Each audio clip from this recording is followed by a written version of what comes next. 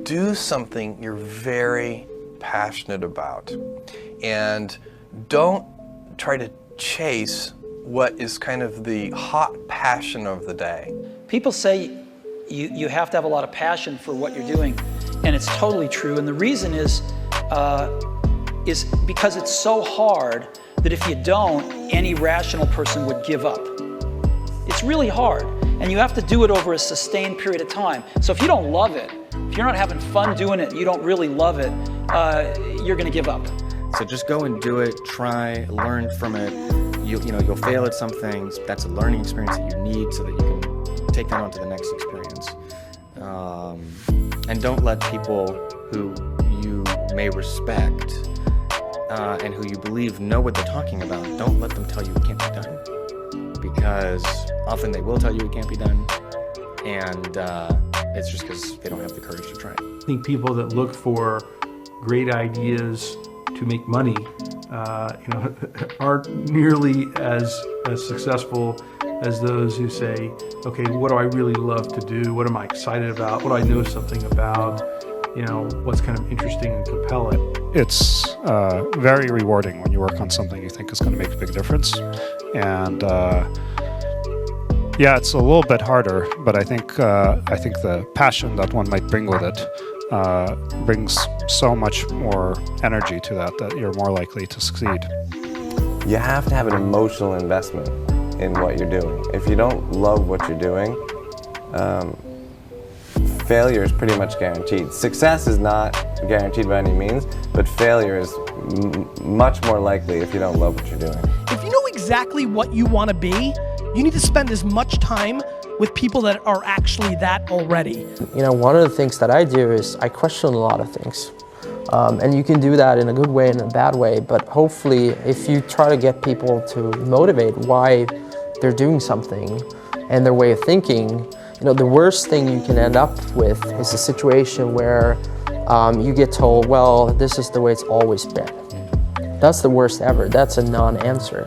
Instead, ask yourself, given everything we have today, is there a way we can make this better?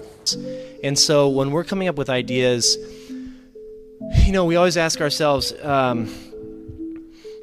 what kind of new market is this creating? And then also what part of my day and what problem is it solving?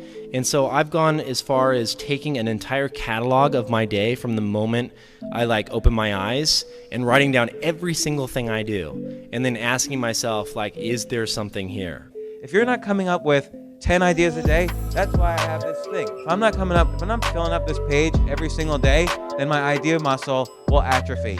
And I started this in 2001, and I still do it every single day. You have to come up with ideas every single day, or the idea muscle atrophies. The good news is, after about 6 months of doing that, you're like a machine. People get surprised at how many ideas you could just have anywhere. But understand that naturally nobody is interested in your idea. The world could care less, and you have to persuade them, and you have to show that you're the one person out there that can do it. When it comes to changing the world, what I learned from Steve Jobs is, if you believe in a Macintosh, if you believe in iPhone, iPod, iPad, if you believe enough, then you will see it. Because other people will believe in it. Other people will create software. Other people will create products. So you need to foster the belief in what you are dreaming so that it becomes a reality, which is very different than saying, I don't expect anybody to believe it until I see it. You need people to believe it before they can see it. Don't necessarily think that you have to have the home run and the huge Apple computer on your first start. I spent a long time in my life with skills just building little devices for fun. For fun is one of the key things, because that drives you to think and think and think and make it better and better and better than you ever would if you're doing it for a company. Build things at first for yourself that you would want. For somebody aspiring to take things to the next level or to even surpass their wildest dreams, there's always going to have to be an element of luck, but I think more important is putting yourself in a business that can be ubiquitous, that really doesn't have limits. Because otherwise, there's always going to be a grind to it.